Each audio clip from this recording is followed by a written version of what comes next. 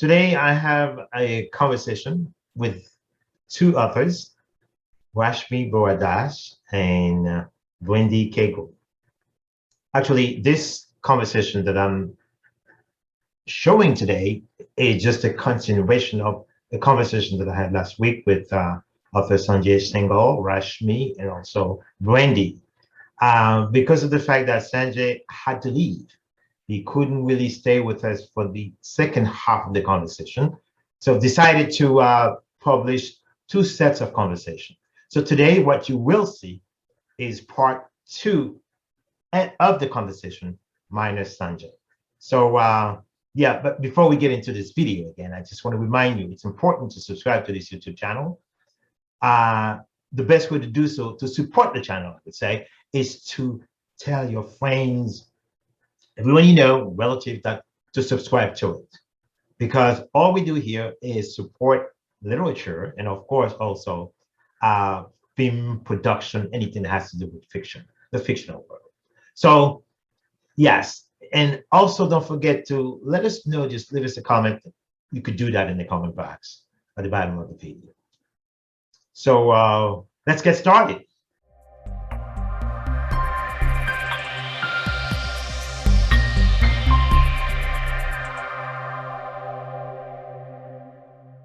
Yeah, we're going to talk about this specific question, Rashmi. You know, writing, promoting, and marketing is really, it's not an easy thing for indie writers as we are. Mm-hmm. And it may prove to be even more difficult since we are on a pandemic. You know, we could only do that virtually. But Brandy seems to have the secret, because despite all this, she's really, I would say, she's blooming. So what's the secret, Brandy? Can you share that with us? Well, I mean, I am, I know she said that she's not really into the social media to market. You have to be in social media. I mean, it's a must. I mean, I am not the best on there, but I am there. I think that being on TikTok with the book talkers is very important. I mean, at least for my type of books, my genre, which is the paranormal, fantasy, that kind of stuff. It is imperative that these people get a hold of your books, and you, I mean, like I said, the one book talker, she has over 130 something thousand followers. Wow. And my book popped up on her audio suggestion, and she listened to the book and she done a review of it, and that's where mine just skyrocketed to the top of the chart. Tough, yeah. So because of these people, and then her sharing it with all of hers, these people have then got the book. So that is one way that an indie author can get their book seen, get their name out there. Also too is, which I do this anyway, and I will continue to do it, even if I was to become a big time author, which would be wonderful, but engaging with your readers. Like I said, I have people that message me, and we don't want to, be harassed. You're not harassing me. I love it. I love interacting with my readers and keeping in touch with them. Just like the one girl I did the lives with, she and I have become really good friends, and she lives in Oregon, and she's actually probably, like I said, my biggest fan. But that is something that I'm doing, and it's and I will continue to do that. Okay. One thing I have to agree with you, because these days connecting with your readers is one of the most important things that an author can do. But sometimes it can prove to be difficult to do when you are a professional and you can't really do this. You can't really devote a big chunk of your time to it. And that's what happens to me. Sometimes I feel frustrated because of the fact that I can't get to my literary works. I can't really get to my readers. But I have to find ways to do that. Then I come to the conclusion, I understand why a lot of writers simply forego this particular hurdle when it comes to promoting and marketing. They go directly for a publisher to do that for them. Is that how you see it, Rashmi? Yes, I get your point, because if I cite my personal experience, probably if I would have, looked for a publisher, the marketing would have gone better. Like, maybe they would have spread the word across. So, in my case, I did think about it first that, let me put the manuscript together and send it out and see, what the response is.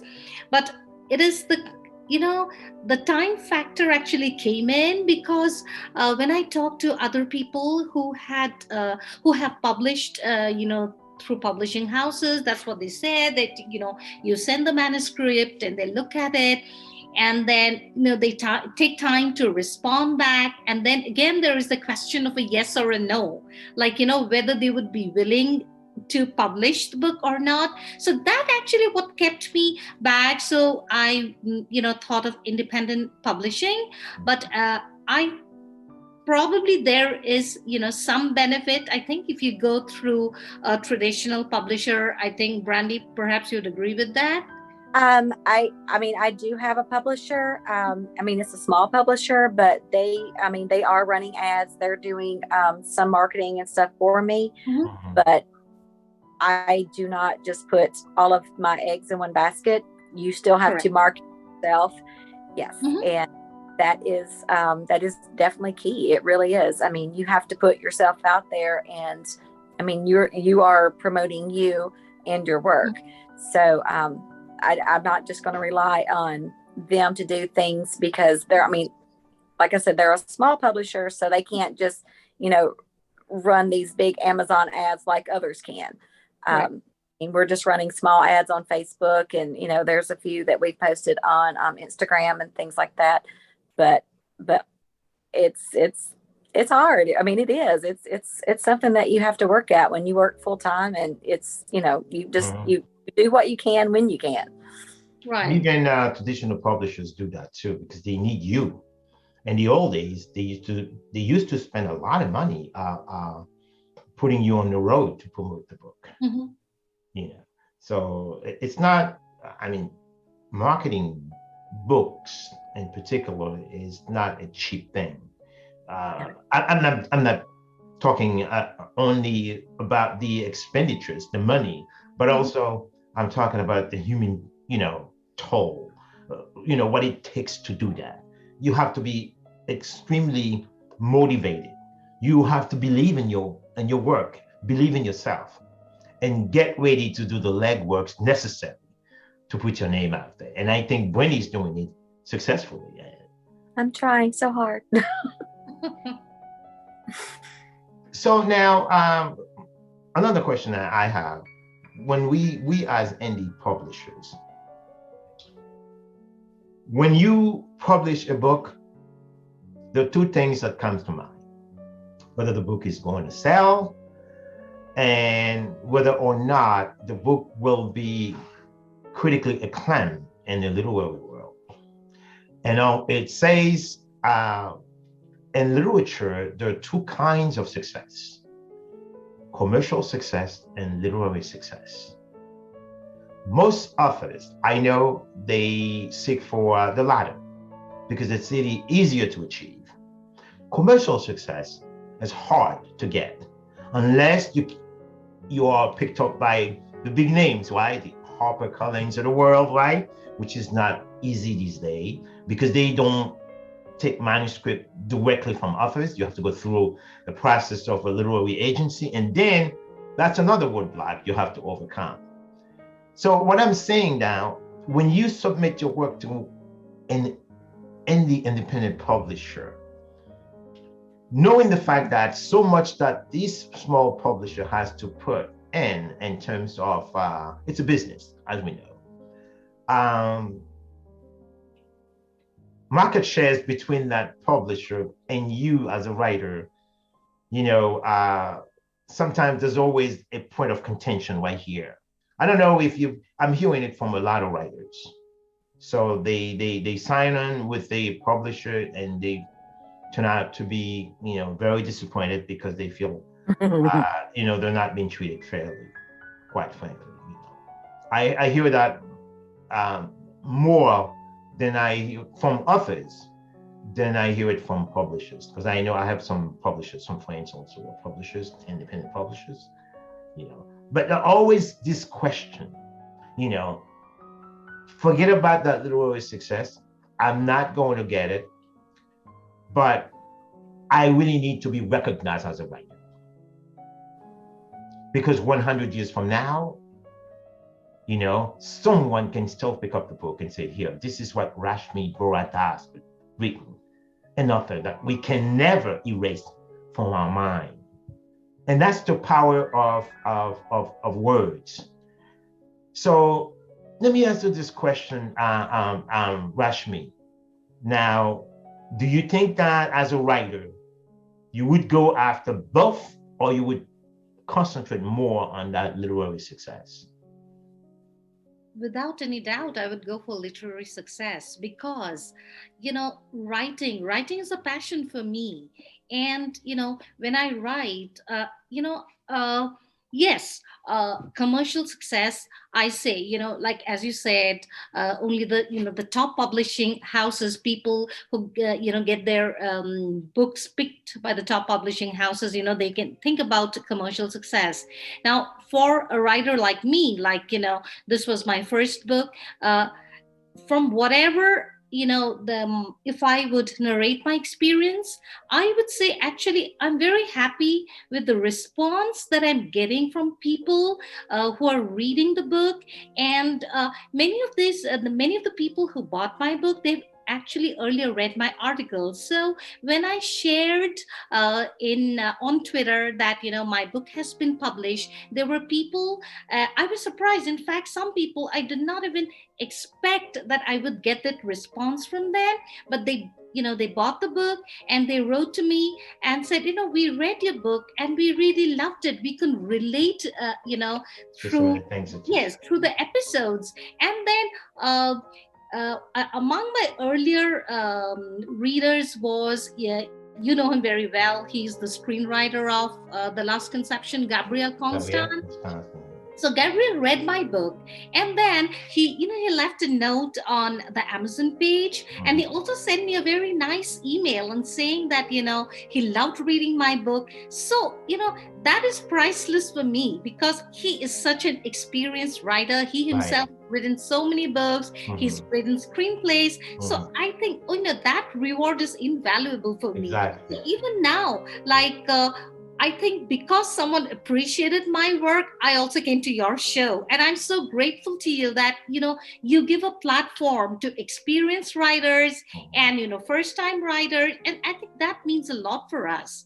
So even now, the other day I visited someone's place, and there were a couple of families that I met for the first time. And the host, she picked up my book from her bookshelf and she introduced it to the other guests who I was meeting for the first time. And they said, she said, this is a book that I'd read and I would recommend that you buy the book, read the book. So I think that means a lot to me. So yes, commercial success is important. I will not say that it's not important, but if you pose that question to me, I think it's the literary success. Like, as you said, years later, I'll be very happy, if someone just picks the book and reads it and says that, you've written a book that we really enjoyed reading.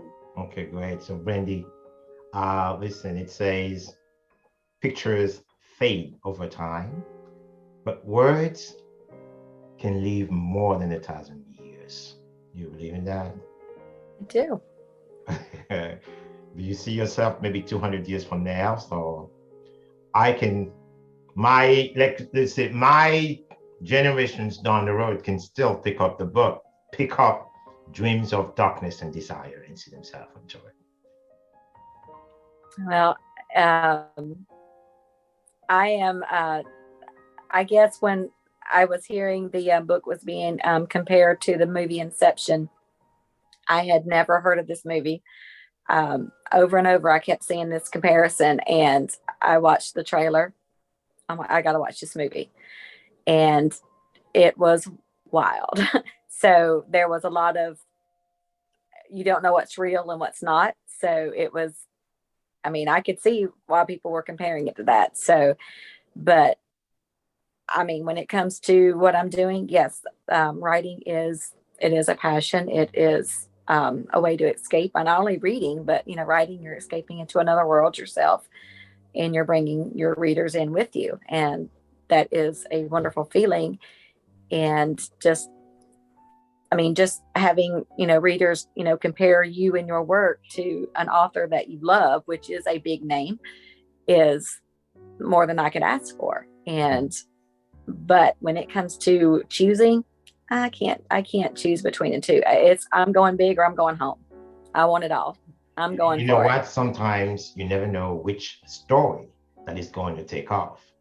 That's right. Sometimes, you know, the one you think that this is going to break the glass ceiling, it just overlook. And this one, never expected. All of a sudden, it's been showered with applauses. You know, we never know in this world that we're living in right now. So I would say we go after both, but knowing the fact that commercial success is harder to get than It is. But I will definitely say too, I know that when it comes to writing in books, a series does go further for a lot of readers than a standalone book. They do like a series because, and I'm the same way. If you get invested in a book and these characters and the story, you want more. And there are lots of people who will, if they know that it is an unfinished series and it's not done, they will not buy or read that first book until the series is complete, because they want to, once they finish the first, they want to keep on. Exactly. Just the same with TV series, you know, Outlander, the new season just started, and I think the last episode plays this Sunday. I will not watch that until it's over so I can watch it all in binge at one time. The same way. So I know a lot of people are waiting till the books are finished before they even start it. So I know right here that I've got more readers out there that are going to come forward soon. So and the publisher did, we got a narrator to narrate the book that I really wanted, and she is a big name. She narrated my favorite series, again, from my favorite author. So, and that costs money, but the publisher did that. So, so when they believe in your work, how can you not believe in yourself, right? As a matter of fact, you're supposed to be a number one cheerleader, right? I'm going for the gold. Exactly. So we have another, let's say, 4 minutes before we end this. Rashmi, when do you think we can lay our hands on the next project? I am trying my best to bring out this book this year.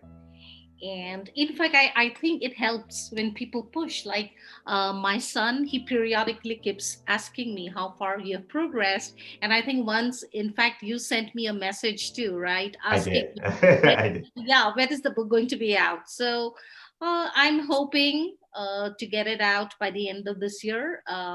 My first book was published in August. So let's see, maybe sometime around that time, or if not in August, by the end of the year. Okay. I'm trying my best, and I think I have to work harder, because what happens is that as I said, I continuously write on like I have a column that comes out every other Sunday. So, Mhm. and that is totally nonfiction, where I need to do a lot of research, and that is a continuous process. So sometimes when I'm more focused on that, my fiction work takes a back seat, like I go slow on that. But I have to juggle my tasks well and have proper time management. I I think hear you. I hear you. And I think Wendy, I'll leave you to push me more. I will. okay, I will. I will. Wendy, I don't have to push Wendy now because she's on top of things. Okay, Wendy, last word for you. I'm sorry, what was the question? Last word for you. Just give us a last tip before we end this conversation. We want to know exactly, Wendy, when we can lay our hand on the next book. Well, it has been told to me that they want it out no later than July. I don't know if that's going to happen, but regardless, it has to be out before September, before we go to the book event, because people are expecting that physical book in their hand at that event. So it has to be done before September. Oh, girl, you're going to be busy. You're going to be very busy. So and book 2 is Dreams of Secrets and Shadows is the title. Okay. And the cover release was done. So I mean, it's everywhere on Facebook. It's on Instagram. It's on TikTok. So, but it's the cover has already been done. So we're just waiting to put all the pages in the middle. Okay, so with that, I'm just going to say it has been more than a pleasure to have my old friends, Rashmi Bora Das, the author of a very interesting book, From Life Calls, Laugh, Musings, and More, and Brandy Cagle, wonderful author, award-winning author, the author of Dreams of Darkness and Desire. You just heard Brandy just give us another title, Shortcomings. So more than a pleasure. I've been wanting to do this for the longest now, and I'm pretty sure in the near future, when the book's out, we'll do it again. How's that? Well, anytime you ask for me to come and talk to you, I'm right there. Okay, and I'm sure that I can always count on my friend Rashmi too. Thank you so much for thinking about me, to come and be a part of this wonderful, chat.